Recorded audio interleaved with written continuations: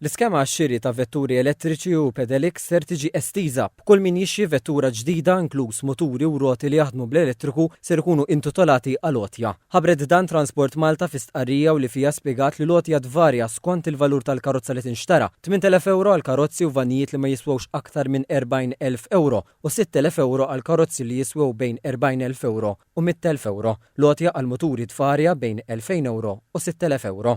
Apparti dan, kull min jiskrepja motur jirċivi pagament addizzjonali ta' 500 euro u 1,000 euro għal karozzi. B'karozzi reġistrati Għawdex jirċivu 2,000 euro. Spjegat li bejn l-2022 u l-2024 issarfu bi kważi 9,000 Otja personali, 70 miljun euro minn fondi Ewropej u nazzjonali. Transport Malta spjegat li f'Malta hawn 10 faċilitajiet approvati u awtorizzati biex jiġbru l-karozzi. Bil-lista tinsab fuq il-website uffiċjali tal-awtorità u fuq il-formula tal-iskrapjar. Fakret li l-vettura għandha tkun fissem is-sit qabel ma l-karozza titieħed fil-faċilità biex tiġi skrapjata, kif ukoll li huwa legali li wieħed jiggaraxxja jew ibih il-vettura għal parts. Wara li jlestu l-proċess, l-applikanti huma mitluba jżuru l-uffiċini ta' Transport Malta, jippreżentaw il-pjanċi, kopja li l-vettura ġiet meqruda u ċertifikat ta' reġistrazzjoni sabiex il-vettura tiġi skrapjata b'mod uffiċjali minn fuq il-kodba tal-awtorità. Transport Malta qalet li permezz tal-iskema anki l-intrapriżi u waqdiet volontarji lokali li jridu jinvestu f'flotot ta' vetturi elettriċi jkunu jistgħu jagħmlu din it-tranzizzjoni.